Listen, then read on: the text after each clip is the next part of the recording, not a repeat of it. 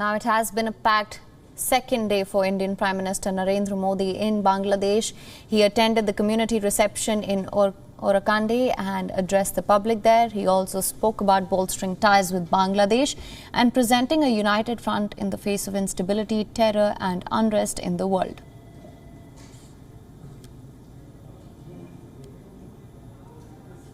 Now, as you can see, these are visuals coming in. The bilateral talks, which we have been waiting for all day on Prime Minister Modi's visit to Dhaka, are currently underway. There you can see Prime Minister Narendra Modi in Bangladesh with his counterpart, Sheikh Hasina. The bilateral talks are underway. Now, remember, several MOUs are expected to be signed and announced. There are several pacts which are to be announced. Special focus is being given to disaster management, defense cooperation, incentivizing startups.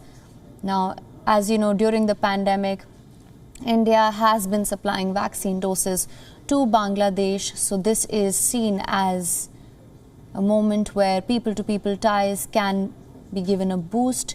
Indian Prime Minister Narendra Modi is currently here in Dhaka, where he is holding bilateral talks with his Bangladesh counterpart, Sheikh Hasina.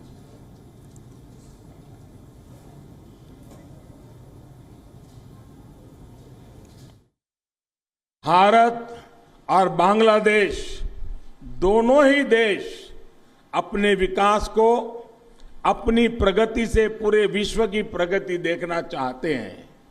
दोनों ही देश दुनिया में अस्थिरता, आतंक और अशांति की जगह स्थिरता, प्रेम और शांति चाहते हैं। कोरोना महामारी के दौरान भारत और बांग्लादेश दोनों ही देशों ने अपने इस सामर्थ्य को सिद्ध करके दिखाया है। आज दोनों ही देश इस महामारी का मजबूती से मुकाबला कर रहे हैं और एक साथ मिलकर मुकाबला कर रहे हैं। Made in India vaccine Bangladesh के नागरिकों तक भी पहुंचे। भारत इसे अपना कर्तव्य समझकर काम कर रहा है। ओराकांदी में भारत सरकार लड़कियों के मिडिल स्कूल को अपग्रेड करेगी, नई आधुनिक सुविधाएं जोड़ेगी। साथ ही भारत सरकार द्वारा यहां एक प्राइमरी स्कूल भी स्थापित किया जाएगा। Now, the Indian Prime Minister started the day with a visit to the Jeshwareshwari temple, after which he arrived in the Orakande temple to offer prayers. The temple is sacred to the Matua community of West Bengal, as it is considered to be the birthplace of the Matua Guru. Situated in Gopalganj, Orakande, the temple is the abode of hundreds of Hindu Matua community, a large number of whom are residents of West Bengal. Before that, he paid a visit to the mausoleum of Bangabandhu Sheikh Mujibur Rahman in Gopalganj district. Prime Minister Modi is the first Indian dignitary to ever visit the place. Modi's visit is taking place at a time when Bangladesh is commemorating Mujib Barsho, the birth centenary of Sheikh Mujibur Rahman, and the 50 years of the country's war of liberation. He also signed the visitors' book at the mausoleum. The visit to the Kali temple earlier at Jeshwareshwari Kali temple was also a first of its kind by a head of state. The temple has been renovated ahead of Prime Minister's visit. Now, as we just mentioned, this is happening during the centenary celebrations. He is currently holding bilateral consultations with his Bangladesh counterpart. Multiple memorandums of understandings are expected to be signed. Prime Minister Modi will also meet Bangladesh President Abdul Hamid. And as the Indian Prime Minister continues, we will of course be tracking this very closely, and we will be bringing you all the latest from the ground.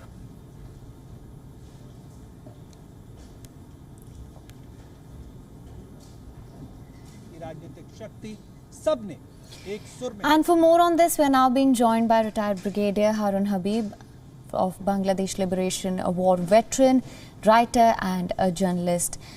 Brigadier Habib, thank you so much for joining us. This has been a very significant visit, also seen as a boost to people ties.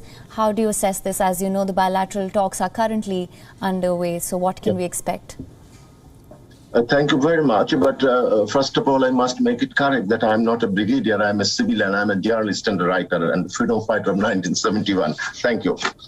What is my perception is that the visit of Mr. Narendra Modi to Bangladesh is an exceptional one, considering the bilateral backgrounds of the two countries that share. Modi is ending his two-day visit. Today is the Prime Minister of India, the country which stood solidly for Bangladesh's independence 50 years ago. The two people forged a unique bond and defeated the Pakistani army in 1971.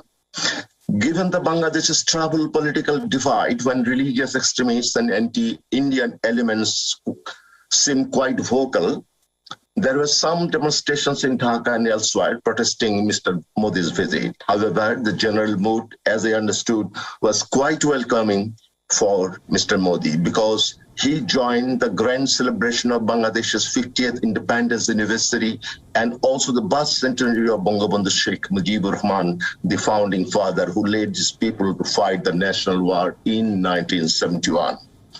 It was quite clear that India gives priority to its relations with Bangladesh, as it was Mr. Modi's first visit abroad during the pandemic. The two prime ministers held formal talks focusing expansion of trade, economy, and connectivity. They also discussed COVID-19 cooperation and other bilateral issues.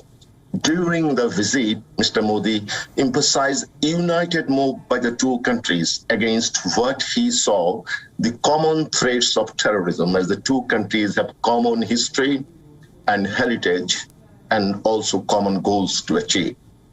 While sharing the stage with Indian Prime Minister on Friday at Dhaka's National Parade Ground, Prime Minister Sheikh Hasina expressed profound gratitude to India for its support to the liberation war. She paid tributes to the members of the Indian personnel who sacrificed their lives in 71, along with the Bengali freedom fighters. Bangladesh leader remarked, the two countries have their bond written in blood and share the same values of democracy. Both the Prime Minister reaffirmed commitments to work together for the entire South Asia. Hasina also wanted India's leadership role in South Asia, as it is the largest country in the region. Mr. Narendra Modi on Friday went to the National Memorial at Sabah to pay homage to the martyrs of Bangladesh Liberation War. And on Saturday, that is today, he flew to the southwestern Tungipara, the village of slain Bangladesh founder, where he was born in 1920 and buried by the assassins in 1975. Sheikh Hasina received the Indian leader personally there. Mr. Modi also visited a century-old Hindu temple in Satkhira, bordering West Bengal, and exchanged views with the people belonging to the leaders of Matua community, a Hindu sect in Gopalganj. The demonstrations against Mr. Modi's visit were organized mainly by the Madrasa-based radical party Hifazat-e-Islam, whose leadership is now believed to be directly influenced by the Jamaat-e-Islami party, the organization that took up arms to defend Pakistan in 1971. In Dhaka, where protesters were somewhat orderly, despite some minor clashes, the radical Islamic followers turned violent in the Hat Hazari of Chattogram and also in Brahmanbaria, where they attacked railway station, police, and some structure erected to celebrate the golden jubilee of Bangladesh's independence from Pakistan. Yes.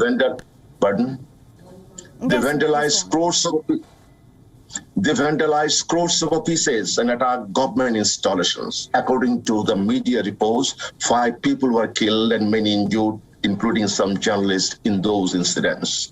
The authorities deployed border guards in some parts amid radical groups' call for fresh release and general strike on Saturday and Sunday. It is quite clear that the protests were pre-planned and politically motivated by the followers of those pro-Pakistani elements who were once defeated in the liberation war, in which India stood solidly behind Bangladesh independence. It is noteworthy that even after 50 years, the anti-Bangladesh forces are quite vocal, and they dare to target even the Silver Jubilee celebration of the nation's independence from Pakistan, and also dishonor the nation's founding father. It is, to my mind, therefore, a newer lesson for the policymakers of both the countries to understand the ground reality. Yes. Thank you.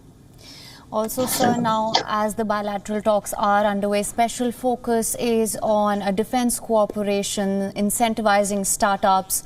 What do you think will be the outcome on those fronts? Since 2009, when the beginning of the new kind of relations between the two governments, New Delhi and Dhaka, there are a certain sort of defense cooperation. Now, as you understood, is yet to be known officially, but I think they're also doing some cooperation in defense. I think not only in defense, they're trying to broaden the connectivity in all possible means, because without connectivity, there will be no progress for both the countries. Yes, sir. All right, sir. Thank you so much for joining us. Thank you so much for your time, sir. WION is now available in your country. Download the app now. Get all the news on the move.